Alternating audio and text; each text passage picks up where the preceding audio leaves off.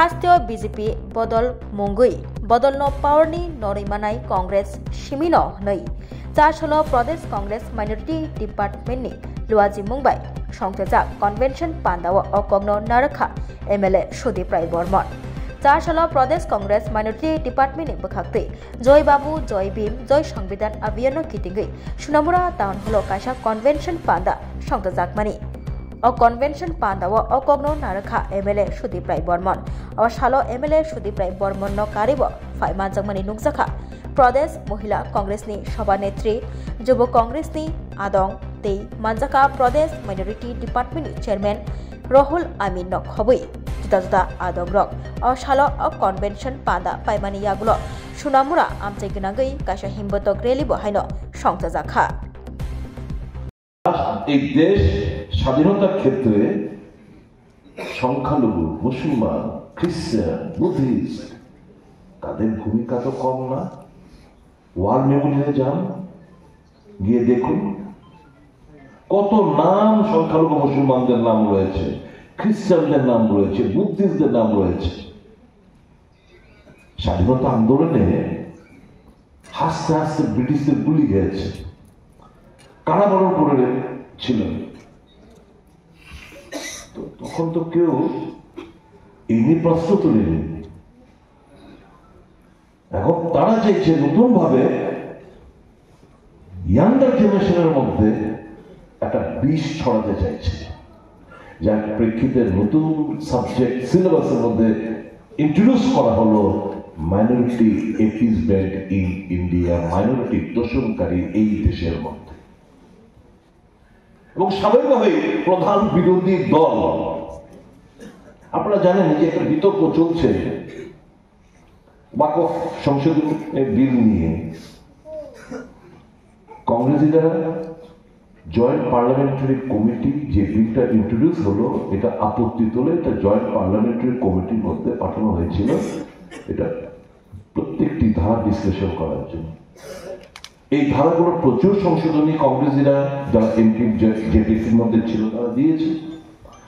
সবগুলো অ্যামেন্ডমেন্ট এগুলো বাতিল করে তাদেরকে এই জয়েন্ট পার্লামেন্টারি কমিটিতে, পার্লামেন্ট থেকে আপনারা শুনেছেন সাসপেন্ড করতে, এখন জয়েন্ট পার্লামেন্টারি কমিটি থেকে এমপিদের সাসপেন্ড করে এই বিল আবার নতুনভাবে জেপিসির পরে এটা এবার পাশ করানোর একটা চেষ্টা হবে।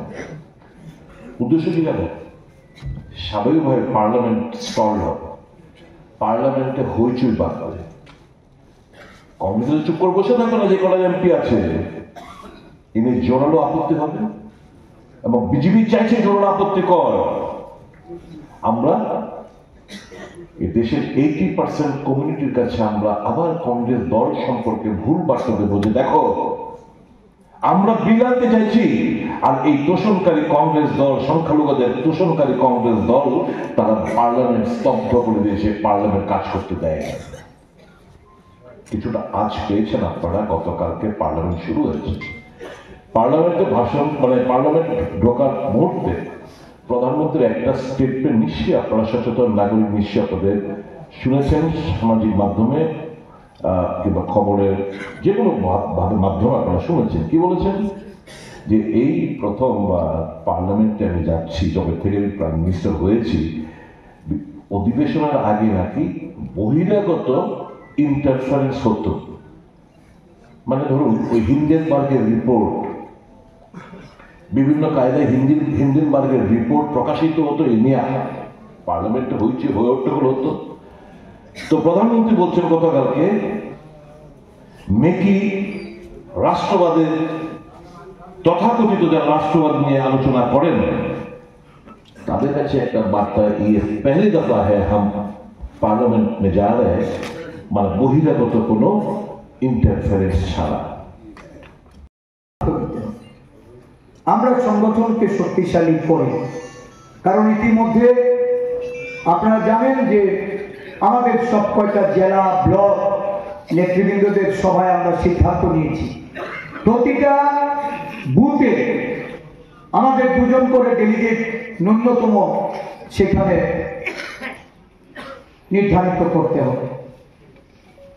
প্রয়োজনে তার অধিক সেখানে মহিলা থাকবে, বিভিন্ন জাতি গোষ্ঠীর মানুষ থাকবে এবং তাদের সমন্বয়ে 7-8টি ব্লককে নিয়ে একটা মন্ডল কমিটি হবে।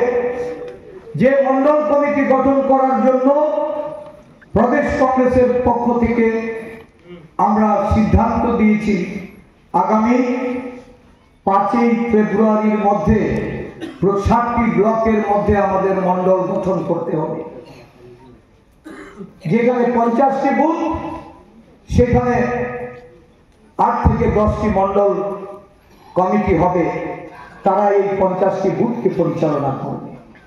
আর এই বুথ আর মন্ডল তার প্রতিনিধি নিয়ে ওই যে আমরা 2টি বুথের ডেলিগেট তৈরি করব, 2 জন করে, তার মধ্য থেকে ব্লক কমিটি গঠন করতে হবে।